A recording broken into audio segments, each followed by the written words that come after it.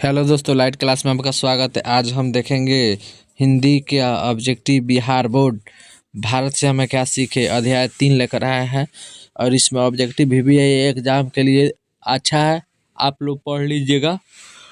चलिए हम पहला नंबर क्वेश्चन हम लोग देखते हैं। चलिए पहला हमारा क्वेश्चन है, दानिश नामक सोने के सिक्के से भरा घड़ा किसे मिला था? किसे मिला था? वारेंट हेस्टिंग्स को। Option number C. चलिए, भारत कहाँ बसता है? गाँवों में। याद रखिएगा, जब भी पूछेगा 3 चैप्टर में भारत के खाली बड़ाई किया गया है। चलिए, फ्रेडरिक मैक्समुलर किस पाठ का रचयिता है? किस पाठ का रचयिता है? भारत से हमें क्या सीखे? Option number C. चलिए अगला क्वेश्चन देखते हैं, भारत से हमें क्या सीखे के लेखक कौन है? मैक्समुलर। Option number B. चलिए आगे बढ़ते हैं। अच्छा क्वेश्चन लेकर आए हैं एग्जाम के लिए, आप लोग देखते रहिएगा, ठीक है। इसमें खाली भारत के चर्चा हुआ है, खाली भारत के चर्चा हुआ है। मैक्स मुलर जर्मन के थे और भारत के खाली चर्चा किए हैं। भारत आए थे घूमने के लिए और इस चैप्टर में ही है। चलिए, मैक्स मुलर का जन्म कहाँ हुआ था? कहाँ हुआ था? जर्मनी में हुआ था। Option number B. चलिए अगला क्वेश्चन देखते हैं हम। अगला हमारा क्वेश्चन होगा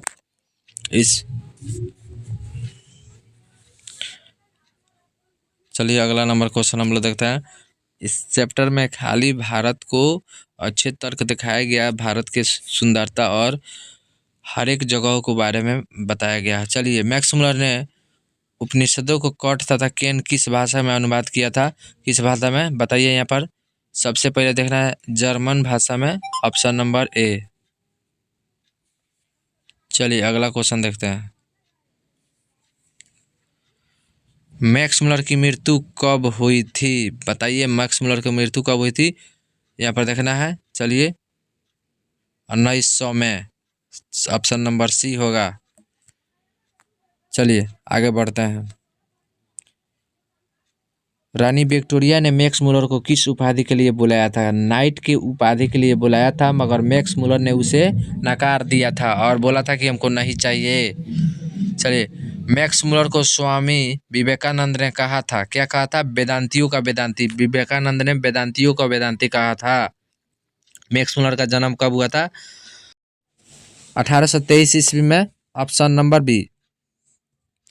मैक्स मुलर के पिताजी का क्या नाम था? Wilhelm Muller. Option number C. चलिए अगला क्वेश्चन देखते हैं। मैक्स मुलर में सर्वाधिक संपदा और प्रकृति से सौंदर्य से परिपूर्ण किस देश को माना है? भारत को। Option number C. प्राकृतिक इसमें खजाना से भरा हुआ है इस देश में, भारत में। और सुंदरता में भी भारत कोनो कम नहीं है। मैक्स मुलर कौन सी भाषा में बालकाल में ही निपुण होकर कविता लिखने लगे थे? कौन भाषा? लैटिन भाषा में। Option number B. चलिए, मैक्स मुलर ने संस्कृत भाषा का अध्ययन कौन सा विश्वविद्यालय में प्रारंभ किया था? यहाँ पर देखिए लिपजिंग विश्वविद्यालय में। Option number A. लिपजिंग विश्वविद्यालय में। Option number A. चलिए आगे बढ़ते हैं। मैक्स मुलर ने हितोपदेश का अनुवाद कौन सी भाषा में किया था? कौन सी भाषा में? जर्मन भाषा में। Option number C. चलिए आगे बढ़ते हैं।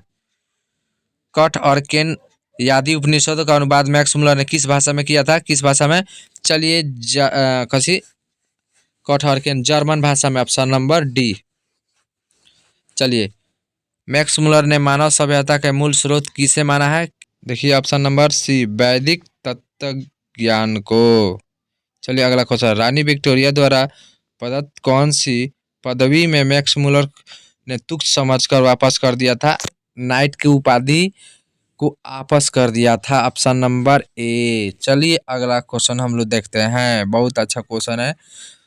चलिए, भारत से हमें क्या सीखे? गद्य पाठ का जर्मन भाषा हिंदी में भाषांतर किसने किया था? किसने किया था यहाँ पर? भवानी सिंह शंकर तुर्वेदी। चलिए, विश्व में कौन ऐसा देश है जिसमें मैक्स मुलर ने सर्वाधिक संपदा पर निपुण कहा है? भारत को। भारत को। Option number D. भारत के इस चैप्टर में खाली हमेशा मतलब अच्छे दिखाया गया है। निर्वंश विद्या का शब्दार्थ क्या है? क्या है? मानव शास्त्र। Option number D. चलिए ऑप्शन नंबर डी होगा। चलिए, भाषा विज्ञान द्वारा भाषण के संदर्भ में अब तक जा निष्कर्ष निकला है, उसमें से कौन सी भाषा सबसे अहम है? सबसे भाषा जो कौन अहम है? संस्कृत। चलिए, मैक्स मुलर ने विश्व का सबसे प्राचीन भाषा कौन सी भाषा का है? संस्कृत का है। सबसे पुराना भाषा संस्कृत, याद कर लीजिएगा, लो हिंदी में पूछता है। चलिए, भारत की प्राचीनतम भाषा कौन है? प्राचीनतम भाषा संस्कृत है, ऑप्शन नंबर सी। चलिए आगे देखते हैं। कह रहा है भारत को कैसे स्वप्नदर्शियों की आवश्यकता है? कैसे स्वप्नदर्शियों का? सर विलियम जोश जैसा मतलब स्वप्नदर्शियों की आवश्यकता है। चलिए आगे बढ़ते हैं। संस्कृत भाषा के साहित्य का विस्तार लगभग कितने लंबे तक है? 3000 वर्ष मतलब। निर्वंश विद्या का संबंध है। निर्वंश विद्या का संबंध कहिए मनोविज्ञान। चलो, वारेन हेस्टिंगस था, क्या था? भारत का governor general, option number B. चलो, दानिश क्या है? दानिश सोने का प्राचीन कालीन सिक्का है। दानिश मतलब यही है। चलिए, प्लेटो का संबंध क्या है? प्लेटो का यूनान से।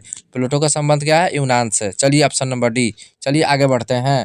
कहता शाहनामा का रचनाकाल है। शाहनामा का रचनाकाल कौन है? चलिए आगे देखते हैं।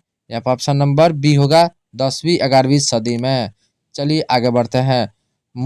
मुंडा किस देश के जनजाति है? भारत की, ऑप्शन नंबर डी। मुंडा किस देश की जाति है? भारत की। चलिए, कह रहा है संस्कृत का अग्री शब्द लैटिन में किस रूप में मिलता है? किस रूप में मिलता है? इग्रिस, ऑप्शन नंबर सी, इग्रिस। चलिए आगे बढ़ते हैं। इग्रिस है, इग्रिस। संस्कृत का ग्रीक शब्द लैटिन में किस रूप से मिलता है? इग्रिस। चलिए आगे बढ़ते हैं। और हम हर एक चैप्टर का ऑब्जेक्टिव डालेंगे। कृपया वीडियो को आप लोग लाइक कीजिएगा और चैनल को सब्सक्राइब कर दीजिएगा प्लीज। सर विलियम जोश ने भारत की यात्रा कब की थी? 1783 ईस्वी में। 1783 ईस्वी में। चलिए ऑप्शन नंबर डी। आगे बढ़ते हैं। भारत से हम क्या सीखे? पाठ में नए सिकंदर विशेषण किसके लिए प्रयुक्त हुआ है? देखिए यहाँ पर युवा अंग्रेजी अधिकारियों के लिए, ऑप्शन नंबर बी। चलिए, प्रयत्न मानव का अर्थ है प्राचीन मानव। प्रयत्न मानव का अर्थ है प्राचीन मानव, ऑप्शन नंबर सी। आज जो अगल बगल में डीजे की आवाज़ सुनाई दे रही है, आज शिवरात्रि है, इसी के चलते हकर्स थे। चलिए ऑप्शन नंबर एक, वनस्पति वैज्ञानिक। कहता मैक्स मुलर को वेदांतियों का वेदांती किसने कहा था? स्वामी विवेकानंद ने कहा था। ऑप्शन नंबर ए में देखना है, स्वामी। चलिए देखते हैं, नीचे बढ़ाते हैं। नीचे ऑप्शन है हमें, ऑप्शन नंबर सी होगा, स्वामी विवेकानंद।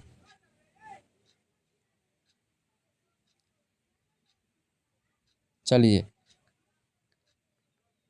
कालिदास रचयिता मेघदूत का पाठ्यांकवाद किसने किया था? मैक्स मुलर ने। चलिए, किसे वाराणसी के पास सोने का सिक्का से भरा घड़ा मिला था? किसे मिला था? वारेन हेस्टिंगस को मिला था, ऑप्शन नंबर ए।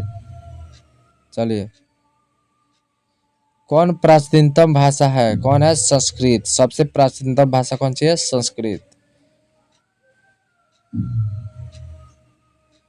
आगे बढ़ते हैं। चलिए, हमारा क्वेश्चन यहाँ पर समाप्त हुआ। और वीडियो आप लोग अच्छा से देखिए, लाइक कीजिए। जय हिंद।